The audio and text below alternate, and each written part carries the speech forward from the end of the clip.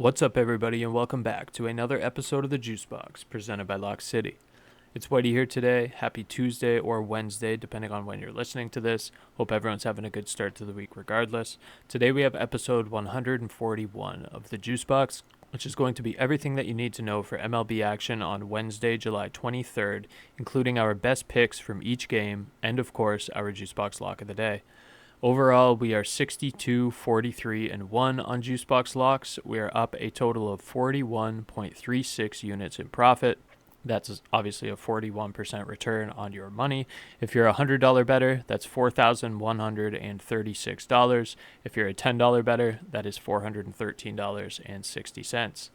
Before we get into the MLB slate here, just a quick reminder, you can join our free tier Discord at discord.gg/LockCity. This gets you access to every cheat sheet every day across all active major sports, access to picks from all 9 of our pro cappers, and tons of other sports-specific and stat-specific data points on a daily basis to help you become a better sports bettor. We drop most of our content on our main Twitter account @_LockCity. But you can also join our free Discord group and get access to everything first. Plus, in Discord, you're getting access to every cheat sheet and every projection sheet, whereas on Twitter, we mix and match and drop a couple each day, aside from Free Sheet Friday, obviously, where you're getting the full slate. In the Discord, we're doing daily picks from our capper team. We have daily projections for all active major sports. And of course, we have our Lock City cheat sheets that we're running daily for a ton of different sports and prop markets. You can get better results on your sports betting for free by subscribing to our Lock City JuiceBox podcast on Twitter and Spotify and turning on post notifications, as well as following both our JuiceBox account on Twitter @LCJuiceboxPod, as well as our main Twitter, which again is @_LockCity. For those of you that like the community aspects of things in real time, again, I suggest joining our free tier Discord at discord.gg/LockCity. Alrighty, let's hop into the Wednesday slate here. Nice and early start time for ball here on Wednesday. We got a 12:05 p.m. Eastern start time. First game of the day is going to be the Reds and the Nationals at Nationals Park in D.C. This one here, we're going to have Nick Lodolo getting the start for the Reds.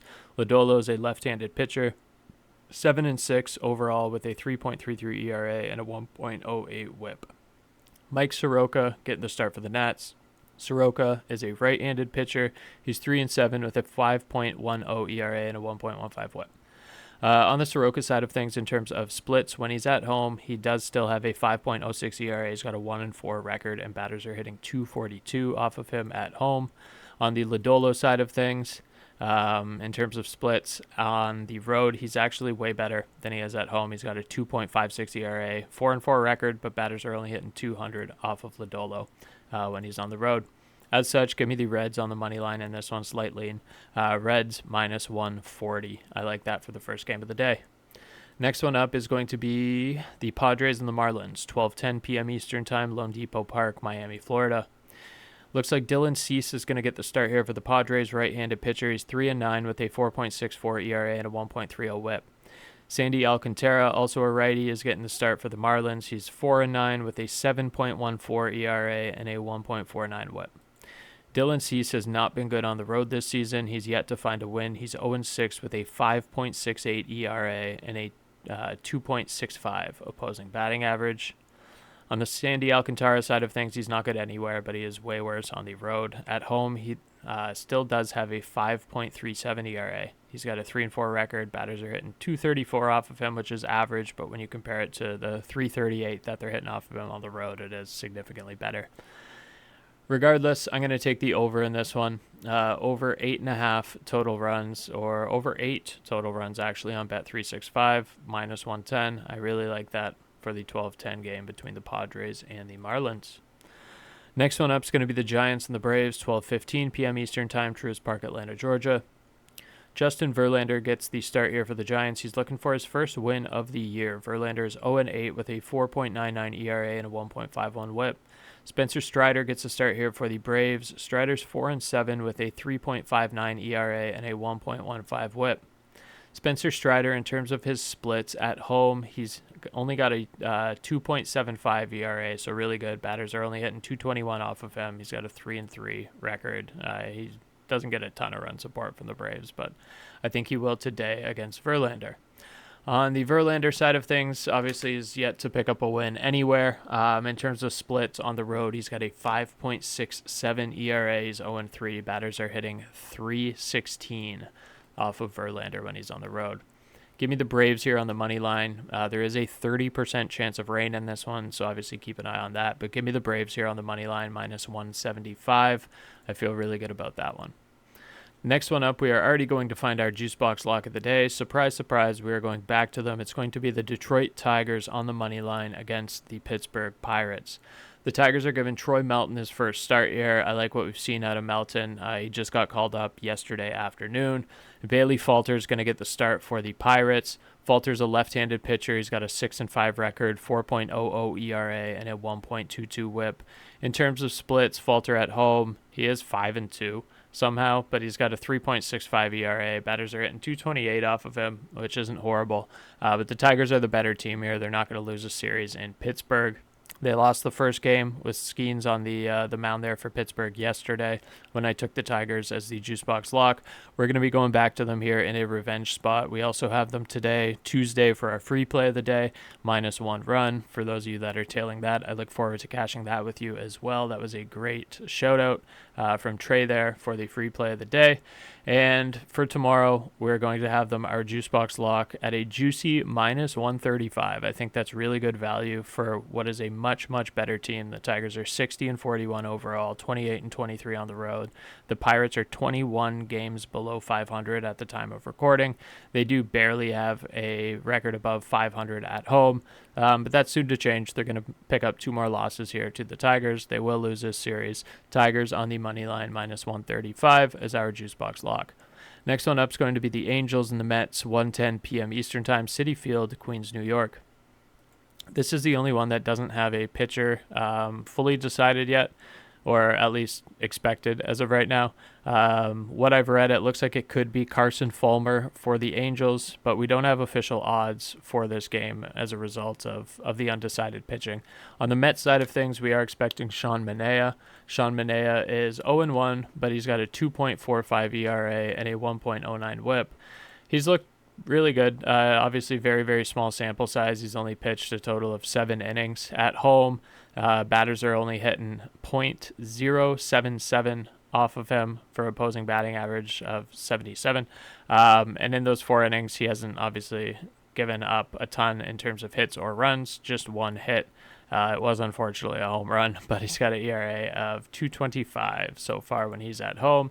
That was against Cincinnati, but I trust his ability here to be able to hold down the Angels if he was able to keep Cincinnati to a run through those 4 innings.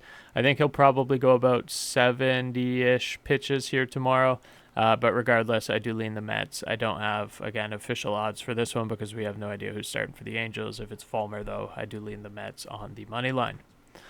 Next one up here is going to be, let's see, Kansas City and the Cubs at 2:20 p.m. Eastern in Wrigley Field, Chicago, Illinois.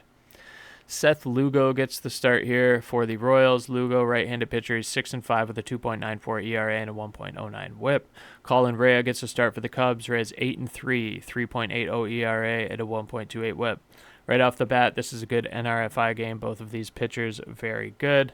In terms of splits, Colin Rea at home, 3.92 ERA. Batters are hitting .261 off of him. But I do trust the Cubs' ability to be able to generate runs at home regardless on any given day. Seth Lugo, in terms of his splits, he has been better at home. On the road, he's got a 3.49 ERA, but in terms of opposing batting average, they're only hitting .220 off of him, which is pretty respectable.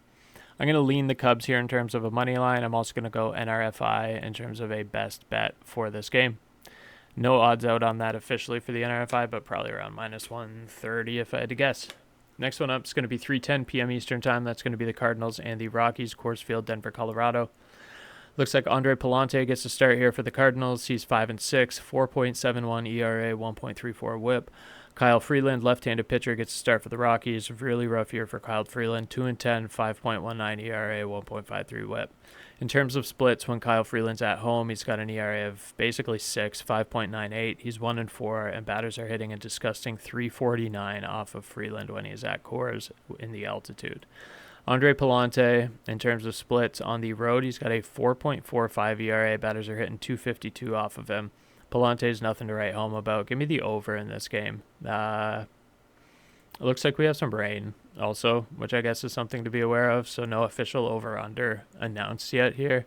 It's probably going to be around 10 runs. I would take it at over 10. Obviously, if there's going to be a significant amount of rain, I would just stay away from that entirely because you don't know how much of the game is going to end up being played or how much the rain is going to affect the gameplay.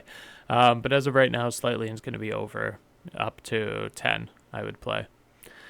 Next one up is going to be 3:40 p.m. Eastern Time. And that's going to be, well, make your pick. It's going to be the Astros and the Diamondbacks. Chase Field, Phoenix, Arizona. Brandon Walter gets the start for the Astros, left-handed pitcher, 1-3, 3.66 ERA, 0.96 WHIP. Brandon Pfaadt, Battle of the Brandons, gets the start for the Diamondbacks. He's got a 10-6 overall record with a 4.82 ERA and a 1.26 WHIP. I think the over team total on either side is probably safe here. I think the over game total I would play up to 9. I think is pretty safe. But the over team total for either side over 4.5 runs I would say is very, very safe here. Walter's not great on the road. Pfaadt hasn't been great this year anywhere. Give me either team total over or give me the over for the ball game.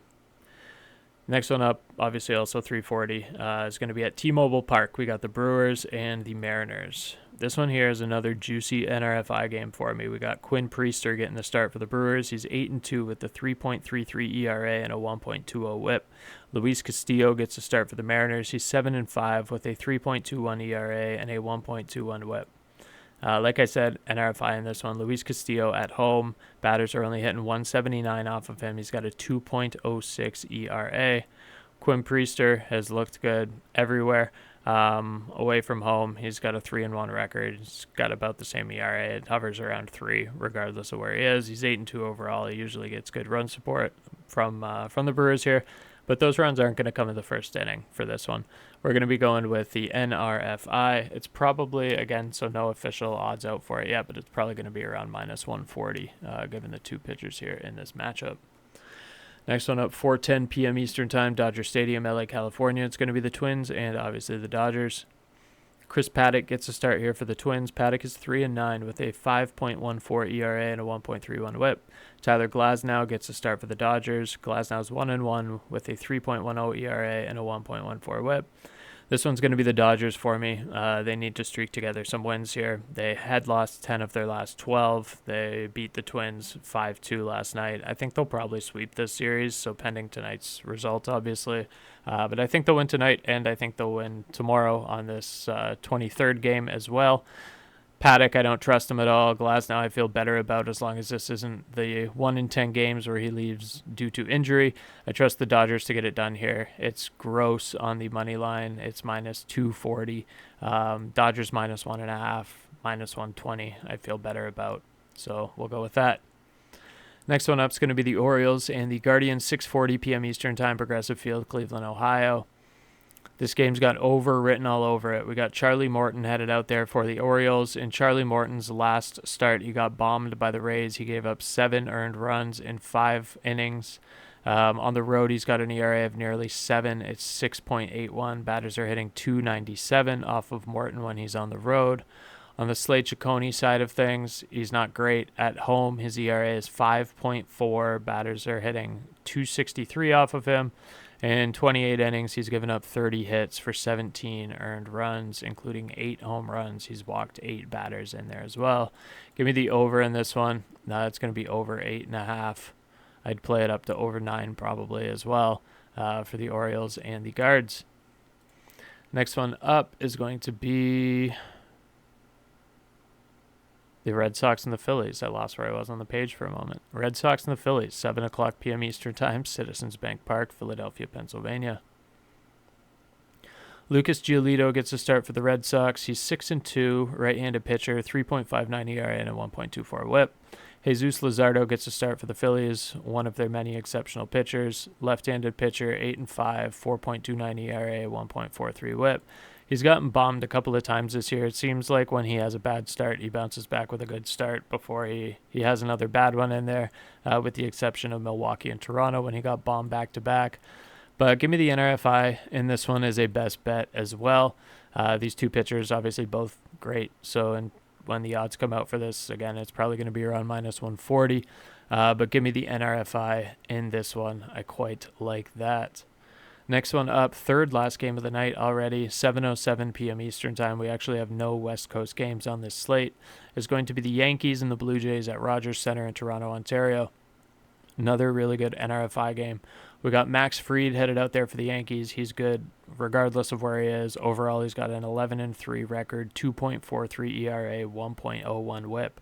Chris Bassett gets a start for the Blue Jays. He's got a 10-4 record, 3.89 ERA, and a 1.36 WHIP. But when Bassett is at home, he is 7-0 with a 2.53 ERA. Give me the NRFI, like I said, in this one as well. It's going to be about minus 140, maybe even minus 150. But it's going to hit. Give me the NRFI. Next one up, second last game of the night, Steinbrenner Field. It's going to be the White Sox and the Rays. The White Sox are starting Jonathan Cannon, right-handed pitcher, 4-7 ERA of 4.18, 1.38 WHIP.